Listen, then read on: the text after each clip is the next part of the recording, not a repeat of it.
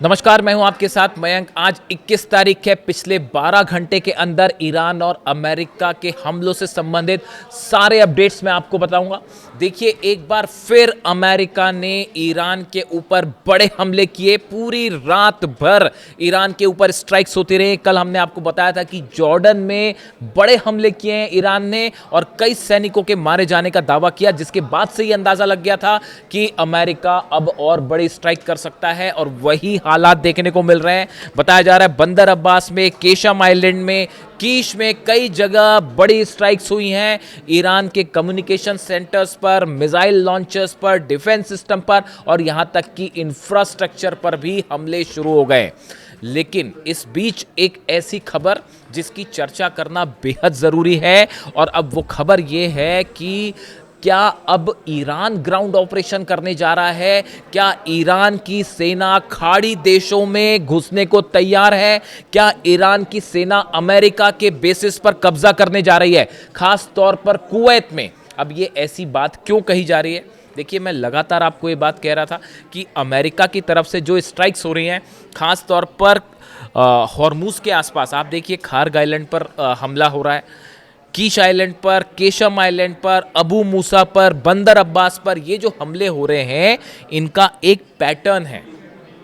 ये ईरान की सेनाओं का लिंक, ब्रिजेस को उड़ा के, टनल्स को उड़ा के, ट्रांसपोर्ट सिस्टम को तबाह करके इन तटीय इलाकों से ईरान की सेना का लिंक तोड़ना चाहते हैं, ताकि खार्ग आइलैंड पे या अबू मूसा आइलैंड पर अगर ग्राउंड ऑपरेशन होए तो सेना की सप्लाई फौरन ना हो पाए।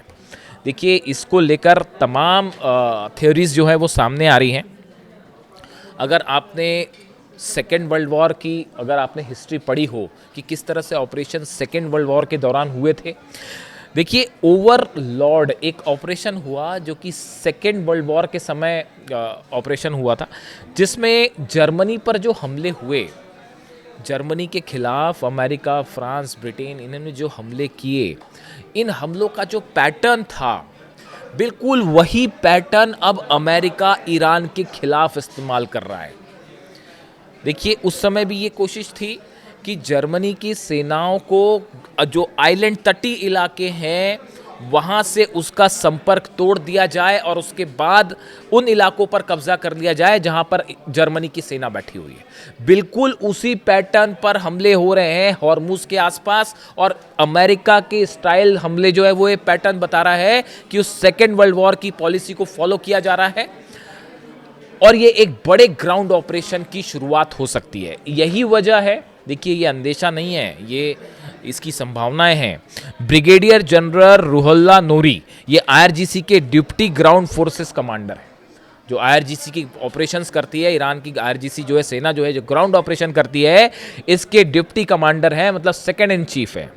अब ये क्या कह रहे हैं, इनकी बयान सुनिए। Brigadier general Ruhollah Noori said Iran's forces are prepared to neutralize any enemy incursion immediately. वो ये कह रहे हैं कि अगर अमेरिका की तरफ से कोई भी ग्राउंड ऑपरेशन हुआ तो ईरान की सेना फौरन जवाब देगी।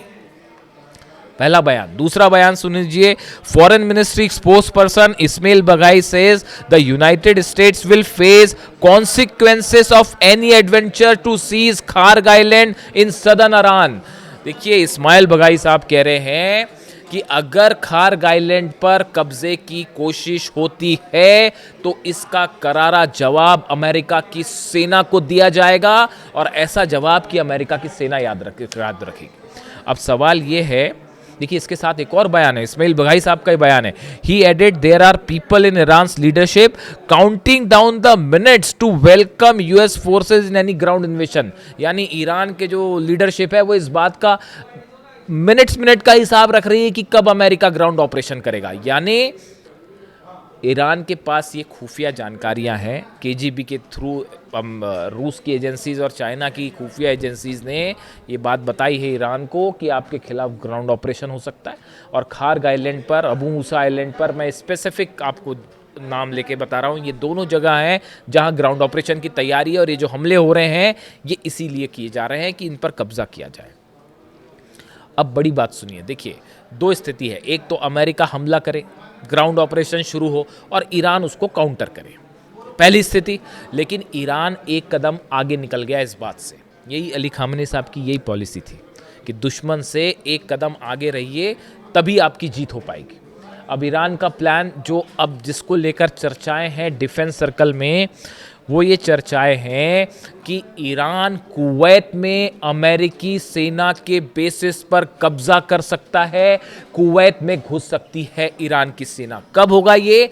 अगर खार्ग आइलैंड पर हमला होता है, अगर अबू मूसा आइलैंड पर हमला होता है, अगर ईरान के अंदर अमेरिकी सेना घुसने की कोशिश करती है, तो नतीजा ये भी हो सकता है, एक ईरान की रणनीति का हिस्सा है कि कुवैत पर अंदर घुस जाए ईरान की सेना और वहां पर जो अमेरिका के बेसेस हैं उन पर कब्जा कर लिया जाए। यानी अली अल सलेम बेस, आप पहले हमले देख लीजिए कुवैत में। अगर आप एनालाइज करें पिछले 2 दिन के अंदर अली अल सलेम बेस पर हमला होता है, कुवैत नेशनल पेट्रोलियम जो कंपनी है उसमें धमाके हुए, नॉर्थ डेसिलेशन प्लांट जहां समुद्री पानी को साफ किया जाता है, पीने लायक बनाया जाता है, नॉर्थ डेसिलेशन प्लांट पर हमला हुआ जिसमें 2 पूरी तरह तबाह हो गए।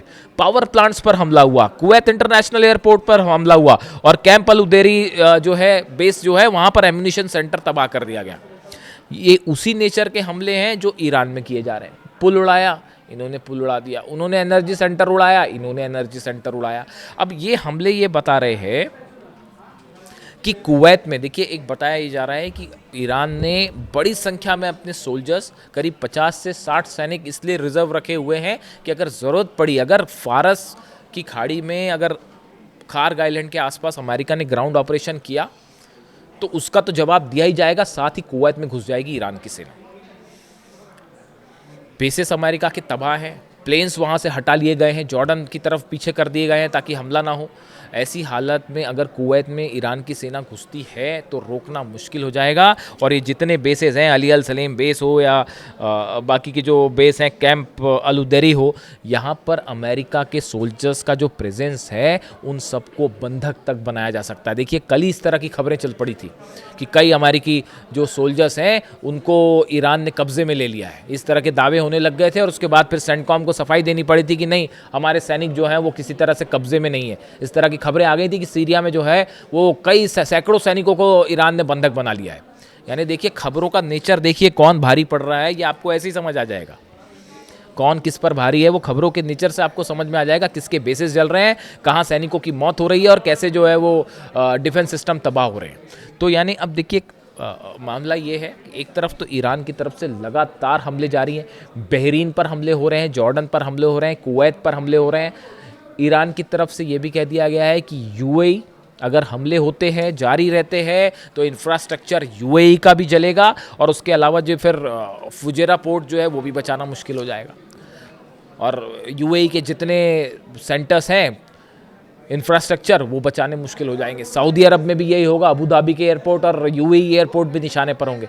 यानी पूरे खाड़ी देशों में, अरब देशों में जितने इंफ्रास्ट्रक्चरल सेंटर हैं, पब्लिक से जुड़े सेंटर्स हैं, वो सब के सब निशाने पर होंगे अगर ईरान पर हमले जारी रहते हैं तो। और इसी बीच ईरान ने बड़ा प्लान, देखिए ये जब खबरें इस तरह से आएंगी कि अमेरिका ग्राउंड ऑपरेशन कर सकता है तो इसको लेकर एक बड़ी बैठक हुई।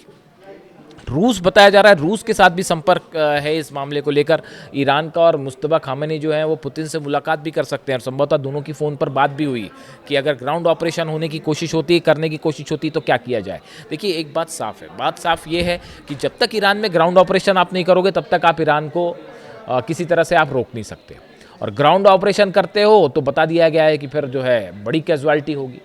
अब देखना यह है कि डोनाल्ड ट्रंप क्या करते हैं, ग्राउंड ऑपरेशन करने की हिम्मत करते हैं या नहीं करते। इसीलिए जो है इस्माइल बगाई कह रहे हैं कि भाई हम तो मिनट टू मिनट गिन रहे हैं कि आप आइए, कब आपका स्वागत है, हमला करके देख लीजिए, ग्राउंड ऑपरेशन करके देख लीजिए क्या अंजाम होगा। यानी फिलहाल हालात ये हैं कि जो ग्राउंड ऑपरेशन की बात है इसको काउंटर करने के लिए ईरान ने ग्राउंड ऑपरेशन का प्लान बना लिया है और कुवैत पे अमेरिकी बेसिस पर कब्जा करने की भी तैयारी है और 50,000 सैनिक इसके लिए अलग से रखे गए। यानी किसी भी तरह का ग्राउंड ऑपरेशन ट्रंप के लिए बेहद घातक साबित हो सकता है। और इस बीच लगातार हमले जारी हैं ईरान की तरफ से भी और अमेरिका की तरफ से। जो अपडेट होगा आपको पहुंचाऊंगा। Thank you so much.